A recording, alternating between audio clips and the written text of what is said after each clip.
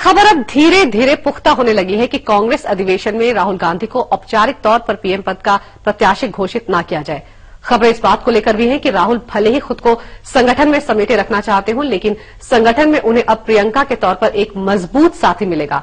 प्रियंका अब तक खुद को रायबरेली और अमेठी तक ही सीमित रखती थी, लेकिन आने वाले दिनों में एक नई प्रियंका देखने को मिल सकती है। ऐसी प्रियंका जो पर्दे के पीछे रहकर कांग्रेस में एक बड़ी भूमिका निभाएगी। कांग्रेस पार्टी के लिए प्रियंका गांधी लोकसभा चुनाव 2014 में भी बस उतनी ही सक्रिय रहेंगी जितनी वो 2009 में थी।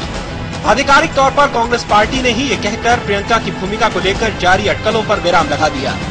लेकिन खबरें ये भी है कि प्रियंका अनौपचारिक तौर पर पहले की अपेक्षा पार्टी को आजकल और ज्यादा मदद कर रही हैं। प्रियंका गांधी हो या फिर नेहरू गांधी परिवार का कोई और सदस्य, कांग्रेस जन बिना किसी विवाद के उन्हें अपना स्वाभाविक नेता मान लेते हैं। लेकिन दिक्कत ये है कि मौजूदा राजनीतिक माहौल में बात सिर्फ कांग्रेसियों के मान जाने से नहीं बनेगी। लिहाजा प्रियंका गांधी की भूमिका को लेकर प्रत्यक्ष और परोक्ष के बीच का अंतर जानबूझकर रखा जा रहा है।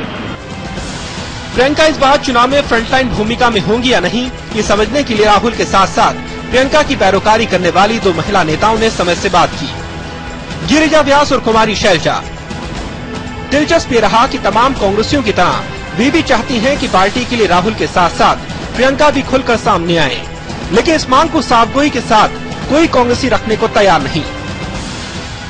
कौतूहल तो है, लेकिन वो हमारी नेता है कांग्रेस को, जिन्होंने आत्मसात किया हुआ बहुत बचपन के साथ, और मुझे मालूम है कि अपनी दादी और अपने पिता के साथ भी, और उसके बाद में अपनी माताजी को और अपने भाई को भी जिस तरह से ये साथ है और जो सहयोग दे रही हैं आप, उसको देख करके उनमें नैसर्गिक गुण है एक नेता का, और उस नेता के कारण वो हमारा जितना भी कार्य करें और जितने भी उसमें आए लोगों को बहुत प्रसन्नता होती है। इस परिवार के साथ, परिवार के सभी सदस्यों के साथ कांग्रेस पार्टी का तो लगाव है ही, एक एक वर्कर का लगाव है और देश भर से लोगों का लगाव है इस परिवार के साथ। तो चाहे राहुल जी हैं, प्रियंका जी हैं, सब उनको अपने परिवार का हिस्सा मानते हैं। राहुल जी को नेतृत्व दिया है और प्रियंका जी भी पूरी तरह से इन्वॉल्व हैं, ये हमारे लिए खुशी की बात है। प्रियंका भाई राहुल और मां सोनिया के साथ आजकल पार्टी की आंतरिक बैठकों में जमकर हिस्सा लेती हैं। उनकी सक्रियता समय समय पर पार्टी वरिष्ठों के साथ रणनीतिक बैठकों में हिस्सा लेने और सोनिया राहुल के प्रचार कार्यक्रमों को आकार देने में भी देखी जा रही है। लेकिन कांग्रेसी रणनीतिकारों के बीच प्रियंका को लेकर कुछ झिझक भी है। रॉबर्ट वाड्रा को लेकर किस तरह से बीजेपी और आम आदमी पार्टी राजनीति करती है, प्रियंका के संदर्भ में पार्टी इसको लेकर आशंकित है।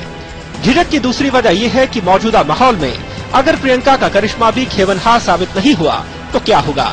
ऐसी सोच बिना आधार के नहीं, क्योंकि पिछली दफा जब यूपी में विधानसभा चुनाव हुए थे तो समय अमेठी और रायबरेली में प्रियंका के चुनाव प्रचार के बावजूद क्षेत्र की 10 सीटों में से कांग्रेस सिर्फ 2 ही जीत पाई थी। बावजूद इस झिझक के ज्यादातर कांग्रेसी अब भी आशान्वित हैं कि अगर प्रियंका पार्टी का प्रचार अमेठी और रायबरेली के बाहर दूसरी सीटों पर करती है तो आम आदमी फीवर के बीच भी पार्टी को फायदा होगा।